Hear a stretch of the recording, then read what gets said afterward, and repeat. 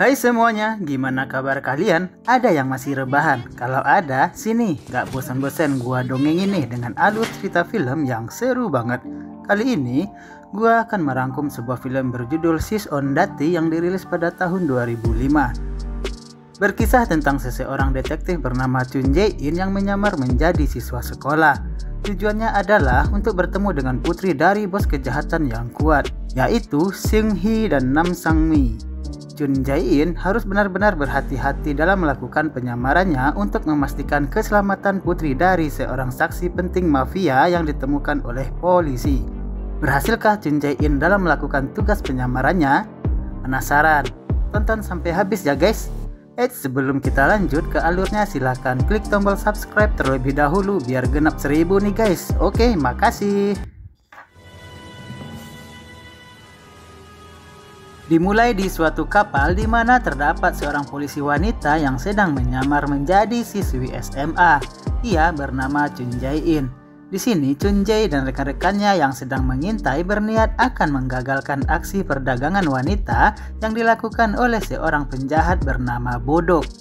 Ketika Bodok akan masuk ke kapal, rekan-rekan dari Chun Jae akan menyusulnya ke dalam. Namun saat akan keluar, mereka semua sudah dihadang oleh para anak buah Bodok. Di sisi lain, Angelo yang sudah ada di dalam sedang menawarkan gadis-gadis kepada seorang mucikari. Chun Jae kesal karena rekan-rekannya tak kunjung datang. Dengan terpaksa, ia pun akan melancarkan aksinya sendiri.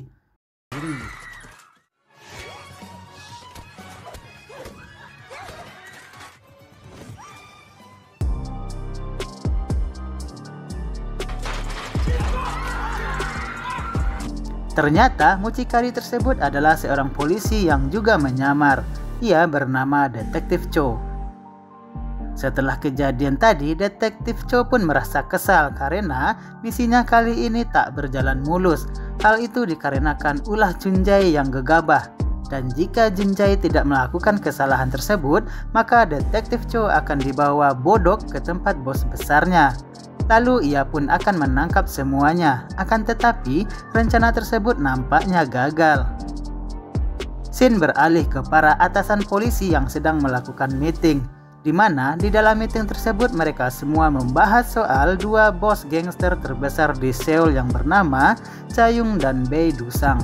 Dulunya mereka berdua ini bersahabat, namun sekarang Chae-young sudah taubat dan ia akan menyerahkan dirinya ke polisi untuk memberikan kesaksian dalam melawan sahabatnya dulu, Bae Do-sang.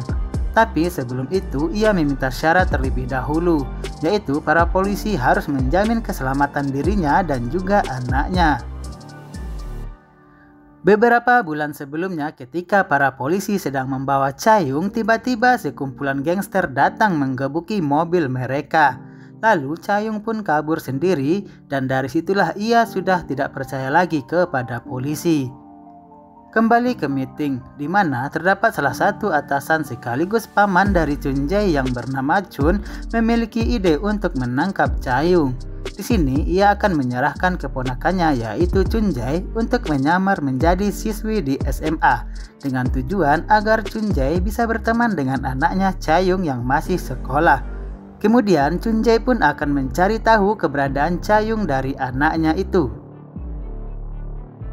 Keesokan harinya, Detektif Chun langsung menyuruh Chun Jae untuk melakukan misi penyamarannya tersebut. Awalnya, Chun Jae tidak mau karena ia sangat membenci dunia sekolah. Dan faktanya, dulu Chun Jae merupakan siswi yang bodoh dan tidak pernah mendapatkan prestasi. Akan tetapi yang namanya tugas negara tidak boleh ditolak. Dan akhirnya dengan sangat terpaksa ia pun menjalankan misi tersebut.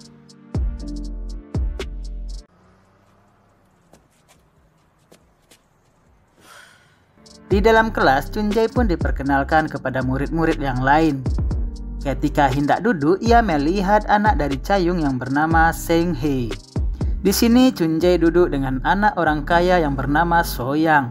Saat Pak Guru sudah keluar, So-yang bertanya kepada Chun Jae, "Kok wajahmu keriput? Pasti udah tua ya?" Chun Jae membalasnya dengan mengatakan, "Kok masih SMA? Payudaramu besar. Kena kanker ya?" Tak terima dengan hal itu, So-yang pun melaporkannya kepada geng cewek di sekolah tersebut.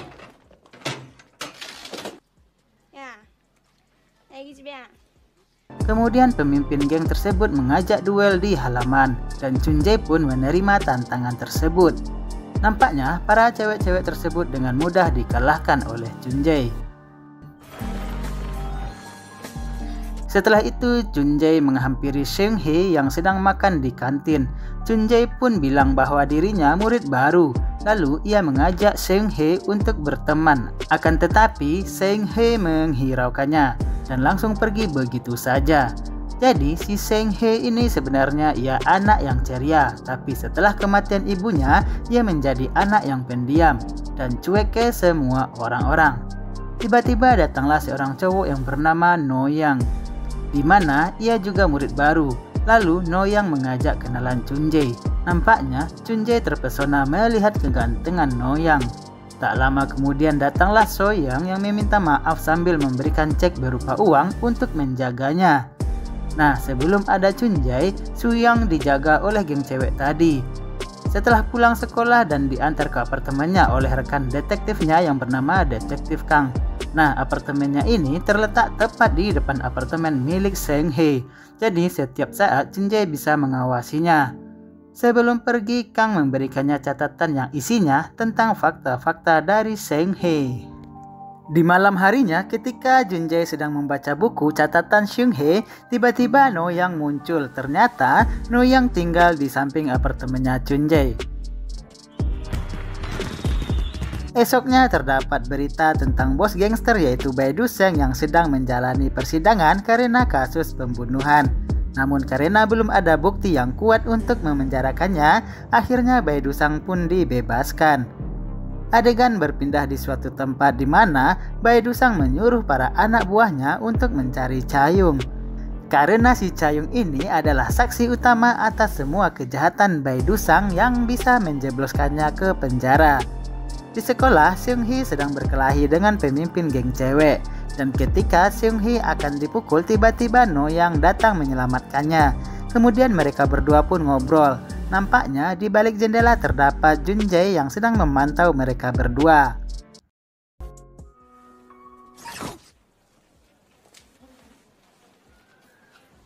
Ketika Chunjae dan So Young berada di loker, tiba-tiba pemimpin geng cewek datang. Cewek tersebut pun akan membalaskan dendamnya dengan Chunjae. Tapi kali ini ia mengundang para pasukan cowok. Melihat hal tersebut, Chunjae tak ada rasa takut sedikit pun. Lalu cowok tersebut menantang Chunjae untuk duel di halaman sepulang sekolah. Ketika Seung-hye di toilet sendirian, ayahnya yaitu Cha-young datang menemuinya secara sembunyi-sembunyi. Di sini ia meminta Seung-hye untuk sekolah di luar negeri saja. Akan tetapi Seung-hye menolak ajakan ayahnya tersebut. Pada saat Cha-young akan pergi, tiba-tiba Chunjae melihatnya. Sontak ia pun langsung mengejarnya.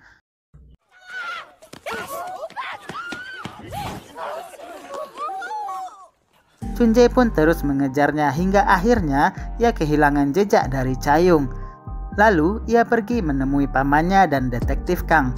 Chunjae pun bilang bahwa dirinya baru saja mengejar Cha-young tapi gagal. Seketika pamannya yaitu detektif Chun memiliki ide agar Chunjae bisa bersahabat dengan Seung-hye, yaitu dengan cara menyewa beberapa orang untuk mengganggu Seung-hye.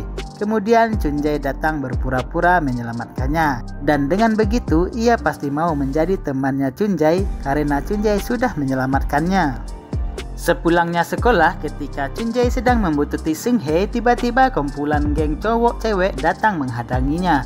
Di sini Chunjae yang sedang buru-buru karena ada rencana akan menyelamatkan Seung-hye.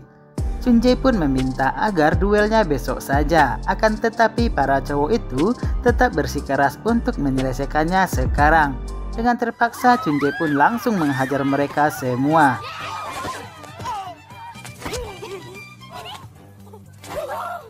Setelah selesai menghajar mereka semua, Chunjae pun langsung bergegas lari untuk menyelamatkan Seung-hye. Namun Chunjae sudah telat dan sekarang Seung-hye sudah diselamatkan oleh No Young. Sehingga rencana pamannya itu pun harus gagal. Malam harinya, Chunjae membayangkan kehebatan No Young saat bertarung tadi dan nampaknya ia sudah mulai menyukai No Young. Akan tetapi ia tak mau hal itu terjadi karena ia sadar kalau dirinya ini seorang polisi yang sudah dewasa, sedangkan Noyang masih bocah SMA. Saat akan tertidur, tiba-tiba ada seseorang yang mengetuk pintu dan ternyata itu adalah Noyang. Lalu Noyang mengatakan bahwa dirinya cinta kepada Chunjae. Seketika ia pun langsung nyosor.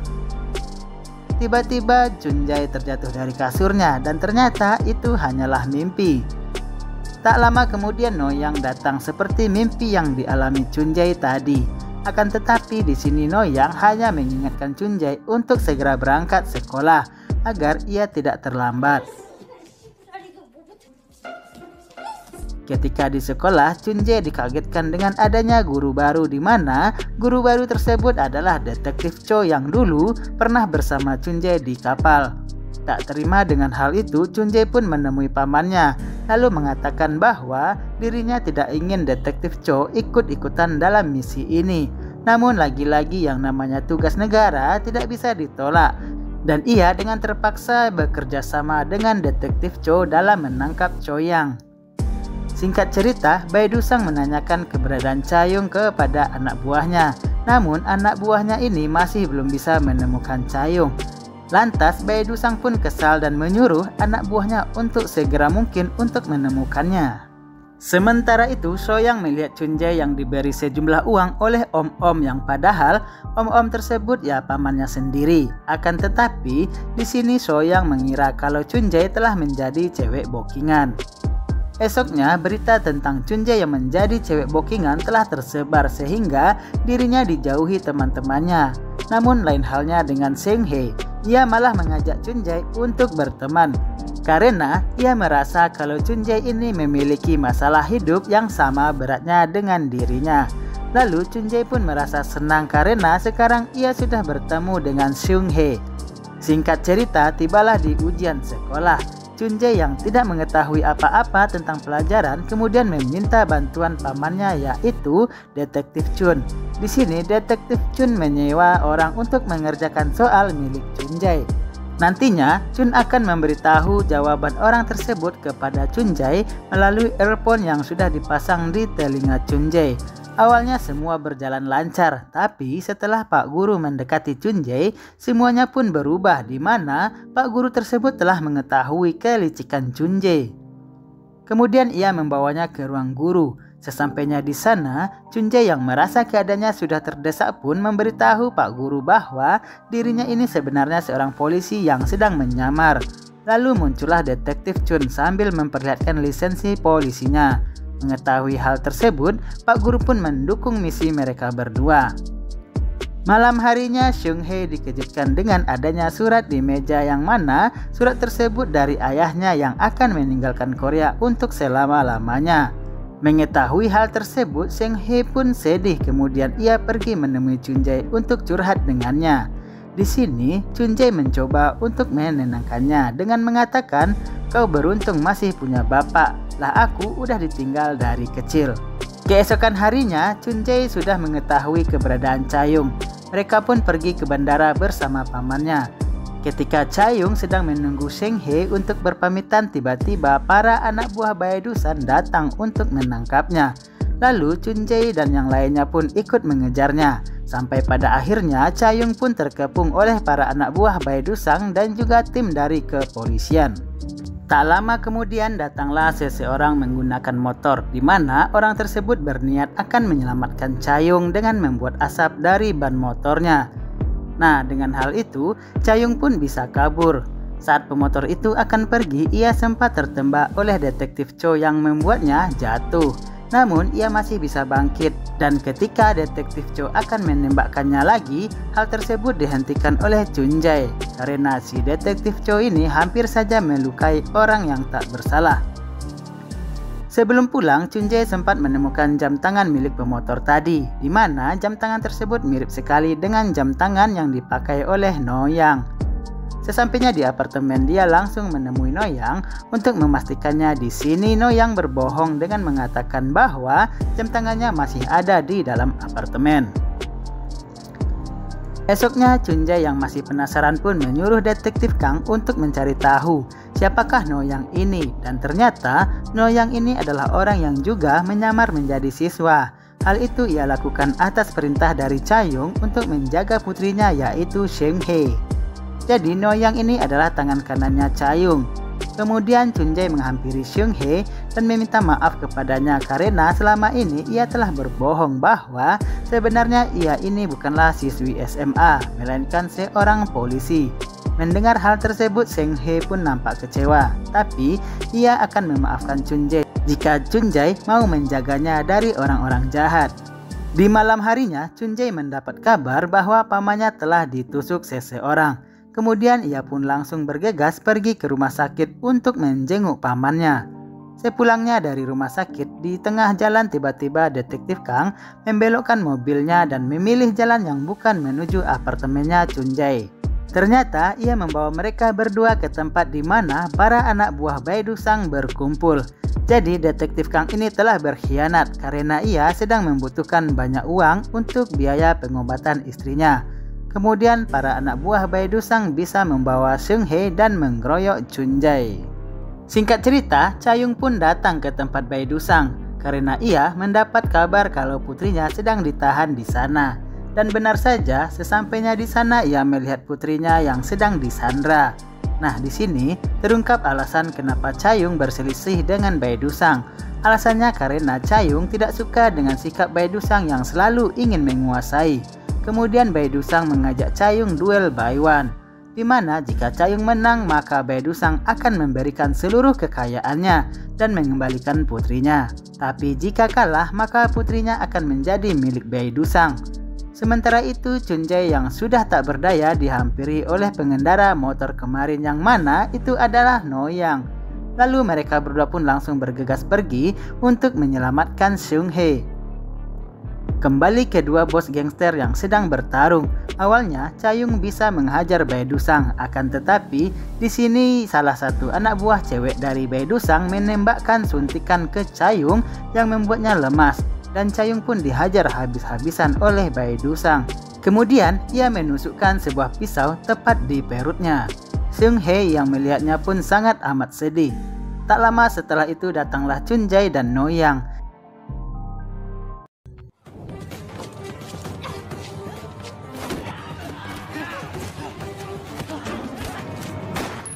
Di sini mereka berdua membagi tugas. Noyang menjaga Seung-hae sedangkan Chunjae mengajak Baidusang yang akan kabur.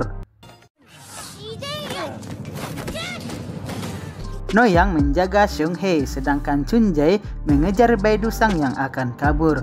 Pada saat akan kabur menggunakan mobil, Chunjae berhasil melompat ke mobil tersebut yang membuat sopir tidak bisa melihat jalan, lalu menabrak. Setelah itu, Chunjae pun langsung menangkap Baidusang.